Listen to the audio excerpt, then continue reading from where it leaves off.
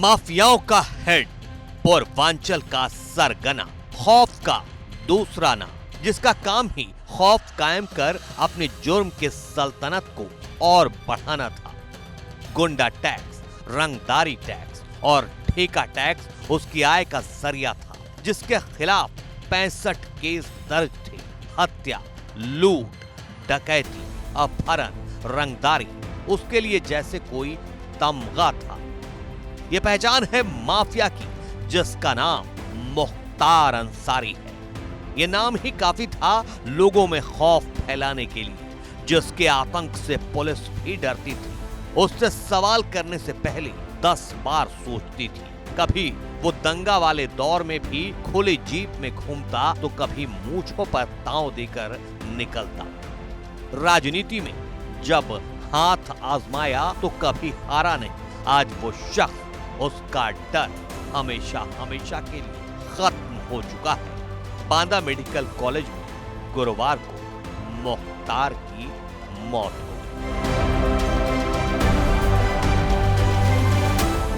बात अगर mafia don Mukhtar Ansari की क्राइम कुंडली की करें तो देश भर के 8 राज्यों, दिल्ली, पंजाब और उत्तर प्रदेश में मुख्तार अंसारी पर कुल 65 मामले दर्ज हैं।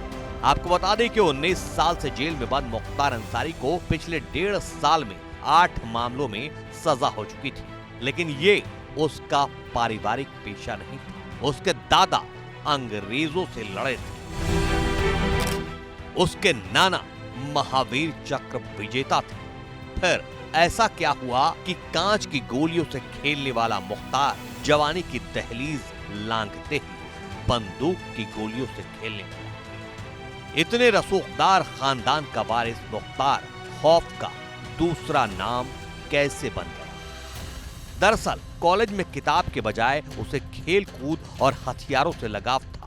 वो बचपन से ही दबंग था। 70 का दशक था और उसने जमीन कब्जाने से लेकर ठेकेदारी हथियाने तक के खेल शुरू कर दिए थे। किताब कलम के बजाय कट्टे और हथियारों से दोस्ती बढ़ गई थी। कॉलेज के दिनों में ही उसकी अचूक निशानेबाजी के किस्सों ने उसे गैंग का चहेता बना दिया था।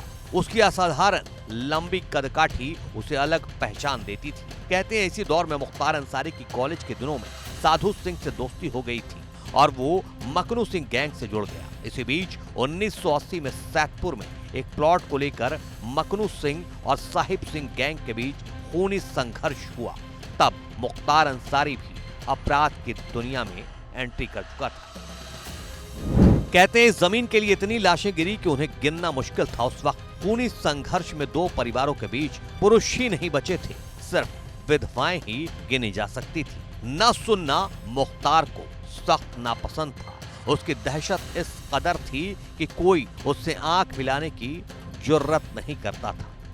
बात 2004 की है। मुख्तार अंसारी ने जो किया उससे हर कोई दहल गया था। भाई अफजाल अंसारी के खिलाफ वोट करने वालों के डॉन ने हाथ खड़े करवाए।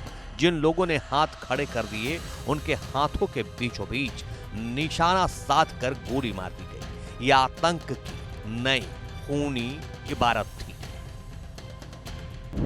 वहीं 2002 में जब अफजाल अंसारी को कृष्णारन राय ने हराया था तो 2005 में उन्हें भी मौत के घाट उतार दिया। दबंगई का सिलसिला यूं ही चलता रहा और जुल्म की दास्तां यूं ही बढ़ती चली गई। लेकिन कहते हैं ना कि पाप का घड़ा हरता है, समय का पहिया घूमता है। मुख्तार के भी बुरे दिन आ ही गए और 2005 में उसे पहली बार जेल हुई। तब से वो सलाखों के पीछे था। रिहाई के लिए कई अर्जियां डाली, लेकिन उसकी मुश्किलें बढ़ती चली गईं और आखिरकार गुरुवार को हार्ट अटैक से उसकी मौत हो गई।